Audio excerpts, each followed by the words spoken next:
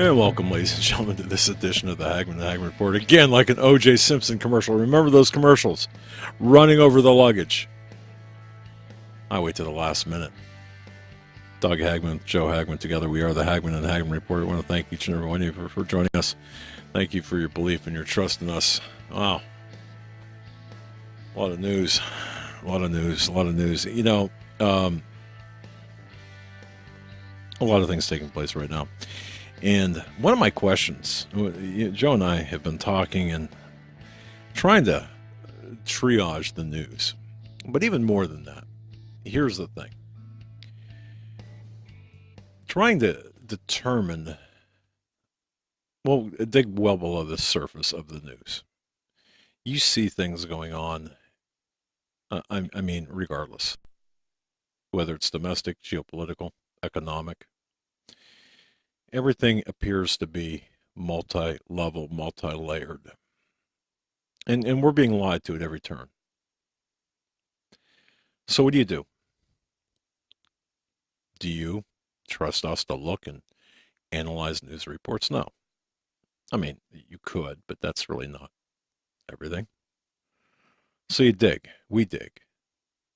But more importantly, we find people who have done the research and have done investigations and have their contacts and their investigative work product that stands alone in this sea of headlines. Our guest, DJ Welsh, Level9News.com, is one of those people. Now, you might remember, ladies and gentlemen, that she was on our program right during that time of Jade Helm. Remember Jade Helm? Oh, my goodness, that seems like a lifetime ago. Everyone was talking about it. And it could be this mass takeover and all kinds of stuff. And then after it was over, did you notice how everyone said, oh, well, that was nothing? Well, that was a whole lot of dollars spent for what? For nothing? One of the very few people who looked at this, in my view, intellectually, and who really dug down and did the research was DJ Welch from Level9News.com. They've got a great subscription service for news. It's very inexpensive. It's $1.99 a month. 11 months for the price of 12. I mean, it's 12 months for the price of 11. Yeah, level9news.com. Yeah, how would you like to do that? A funny story, and I don't know if DJ caught this earlier, but John sent me her contact info and said, give her a call at 3 o'clock. So I was in the car on the way here, and I read the text wrong. Instead of DJ Welsh, I thought it said Dr. Walsh. So when I called, I said, hello, Dr. Walsh. He said, huh? Who? It was so funny, and I didn't get a chance to apologize for that. Well, but no, she could be a doctor. I mean, in terms of that level, PhD. No, but it was just funny because after I got off the phone, I looked at my text again. I said, "Oh man, I screwed that one up pretty good." Well, but you and I do that. I mean, you know what? You do that a lot less than I do. So, level9news.com is the website. Welcome back to the show. Yeah. Oh, thank you for having me. No, I'll tell you something. Your investigative work product. I love to read, to view, you dig deep. And one of the things that you were talking about, and folks, tonight we're going to be talking about the levels deeper than you may have ever thought of going. The mark of the beast. It's not what you think it is. It's one thing. Tech addiction. It's a growing affliction around the world, and artificial intelligence being used. Well, it's being used to usher in an ancient, malevolent intelligence, and I found it. One document that DJ's website led me to, Human Systems Roadmap Review, a very interesting document about, it's a Pentagon document, Defense Department, that is, and it's very interesting. It goes levels deep. But DJ, where do you want to start first? Because, man, there's just so many places we can go. Why don't you set the tenor and tone for this interview? And let's just have a discussion about where things are and what we're seeing take place. Okay, well, I don't know. I guess one place we could start is the mark of the beast. I see, all these reports out there, very good reports, talking about the mark of the beast and how it's going to be a barcode or a microchip or, something of that sort. And in digging, and I mean, going back in language 6,000 years, um, I don't think it's going to be that at all, although it could be. It could be a component of it. Um, there's, I went back in, and I don't know if I'm pronouncing this the right way, gematria. Right. That's Yeah, fine. gematria, Okay. gematria. Yeah. Right. And I researched 6 or 7 languages, going, from the ancient Hebrew to the ancient Semitic Hebrew, through the Phoenicians, through the ancient Babylonian alphabet, which goes back to 2000 BC, down through ancient Sumerian cuneiform, which goes, that goes all the way back to 3100 BC up until about 100 AD. And one interesting thing I found in not kind of, sort of, but all these languages, the 6th letter of the alphabet, whether they read from right to left or left to right, is the wa or the va, which is a W in those languages.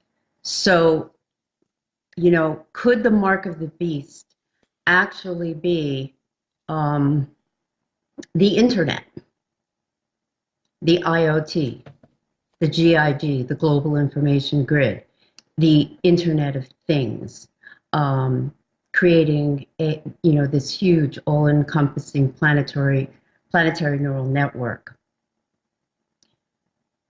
And I started doing some more researching into the Georgia Guidestones, and probably most of your audience out there is already familiar with those, but what they may not be familiar with is that 3 of the languages carved in the Georgia Guidestones is a translation in ancient Babylonian in cuneiform script, ancient Egyptian hieroglyphics, and the ancient Greek or Sanskrit language. So those stones are translated into those languages.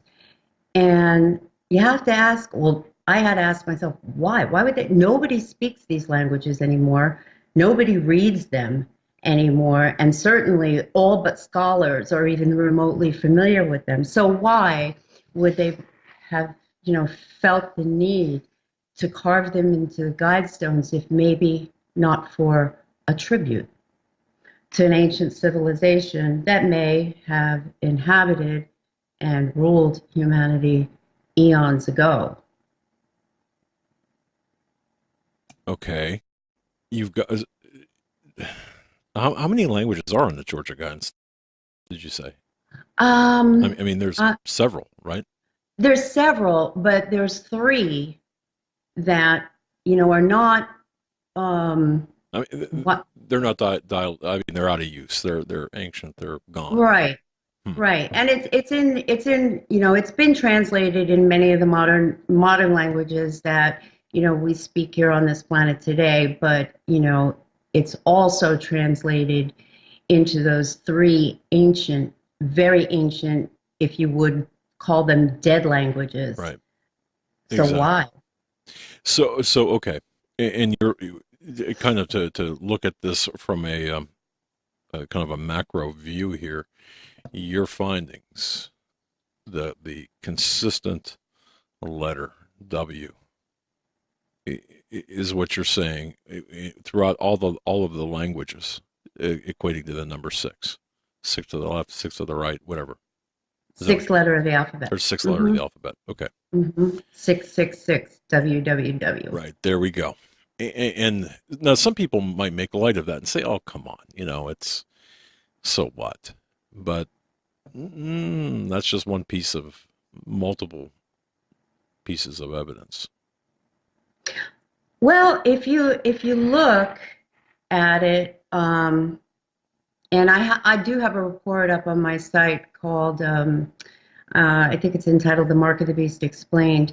And it goes through, the whole systematic process of tying everything up with the IoT.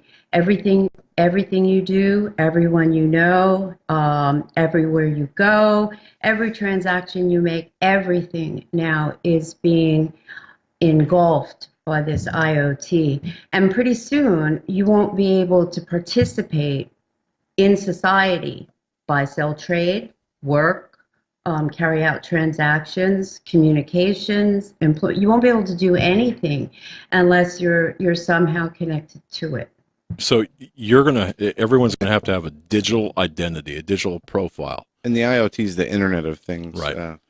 and that's any device or anything that can connect to the internet, whether it be your thermostat, the smart meters, your cell phone, computers. That's what the Internet of Things is. Right. Is this somewhat? I mean, we've talked on this program about what was it, the 5G network, right? Mm-hmm. Okay. Is DJ? Would this be the 5G network, or does this have anything to do with the 5G network, or? Well, the 5G network is part of it. It's an expansion of the global information grid, which the Internet of Things, or the IoT, sits on. Mm-hmm. Okay. On a global basis. Now, if you look at some of the technology and projects that are being conducted and promoted by Google, for instance, Project Loon. Have you guys heard of that? No. Project Loon? Like a Looney Tune kind of? Well, sort of. Okay. It Loon. depends how you look at it. Project Loon is an endeavor where they're trying to bring the internet or internet connectivity to third world countries by using like a system of balloons for satellites, for transmitters, receivers. Whereas these, I guess, goat herders